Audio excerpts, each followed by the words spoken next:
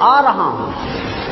تاجروں میں کمائی کا مہینہ نہیں ہوں، نئے کپڑے سلوانے کا مہینہ نہیں ہوں، میں اس لیے نہیں آ رہا ہوں کہ تم عیدی خریدی کے نام پر پورا مہینہ بازار میں نکال دو، میں صرف تمہیں بھوکا رکھنے کے لیے نہیں آ رہا ہوں، عبادتوں میں دکھاوا کرو اس لیے نہیں آ رہا ہوں، زکوٰۃ اور فطرے کے نام پر نام و نمود بٹورو اس لیے نہیں آ رہا ہوں، افطار پارٹی کے نام پر فضول خرچی کرو اس لیے نہیں آ رہا ہوں، عبادتوں میں دکھاوا کرو اس لیے نہیں آ رہا ہوں، میں اس لیے نہیں آ رہا ہوں کہ تم روزے رکھو اور پھر سارا دن سوئے رہو، روزہ رکھو اور فون سے چپک کر بیٹھ جاؤ، اس لیے نہیں آ رہا ہوں کہ افطاری کے موقع پر خوب پیٹ بھر کر کھاؤ اور عشاء اور تراویح کی نماز قضا کر کے خراٹے بھرو،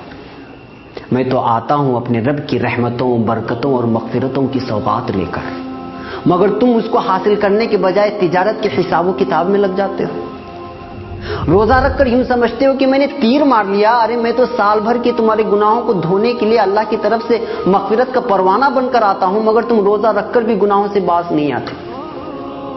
نوجوانوں، ناجائز عشق رمضان سے پہلے بھی ناجائز اور اب بھی، مگر تم تو رمضان میں کچھ کام نہ ہونے کا بہانہ بنا کر سارا دن موبائل پر عشق بازی کرتے رہ جاتے ہو، پھر روزہ رکھ کر یہ گناہ کیسا؟ غلط ویڈیوز اور موسیقی سننا ہر وقت حرام، مگر یہاں تو روزے کی حالت میں یا تو سو کر یا پھر موبائل میں گزارا ہوتا ہے، میں اس لیے تو نہیں آیا، میں رحمان کی رحمت بن کر، غفار کی مغفرت بن کر آیا تھا، مگر تم نے تو میری رتی برابر میزبانی نہیں کرتے، اور جو کرتے ہیں میں قربان جاؤں ان پر،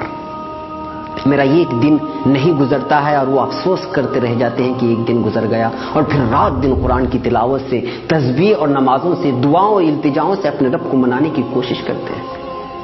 ہر پل وہ اپنے خالق سے اپنے گناہوں کی شکایت کرتے ہیں اور رحمتیں لوٹتے ہیں، برکتیں حاصل کرتے ہیں، مغفرت کے پروانے اپنے نام کر لیتے ہیں، میں آتا بھی اسی لیے ہوں، تم بھول مت جانا، میں جب تمہارے آنگن میں قدم رکھوں گا تو میرا ہر لمحہ ہزاروں لمحوں سے بہتر ہے، کیونکہ میں ایسا مہینہ جس میں ہر لمحہ اللہ کی رحمت برستی ہے،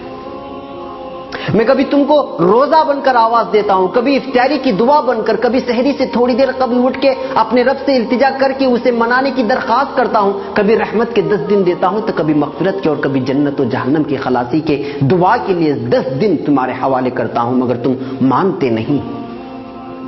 ارے ہوش میں آؤ بھائی، میں آ رہا ہوں، کہاں کھو گئے ہو؟ 11 ماہ گناہوں کے دلدل میں ڈوبے رہنے کے بعد اپنے گناہوں کو بخشوانے کے لیے میرے رب نے تم تک بھیجا، تو تم روزے کے نام پر خالی پیٹ رہ کر وہی جھوٹ کے انبار، غیبت کے بازار،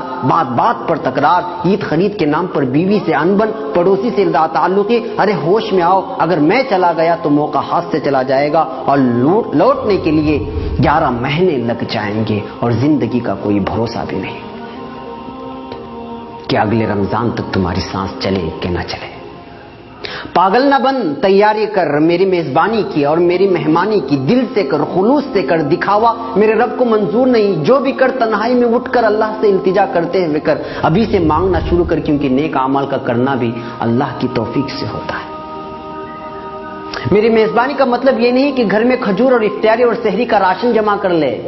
میری میزبانی کا مطلب ہے نماز، تراویح، تلاوت قرآن، گناہوں سے اجتناب، جھوٹ، غیبت، فحاشی، ناجائز عشق بازی اور بازاروں کی زینت بننے سے خود بھی بچنا اور گھر کی خواتین کو بھی اس سے باز رکھنا۔ میری میزبانی ایسی کر کے تیرا رب تجھ سے راضی ہو جائے، اور جب رب بھی راضی ہو جائے تو اس دنیا سے کیا مطلب جو ایک دھوکے کا گھر ہے، جی ہاں دھوکے کا گھر۔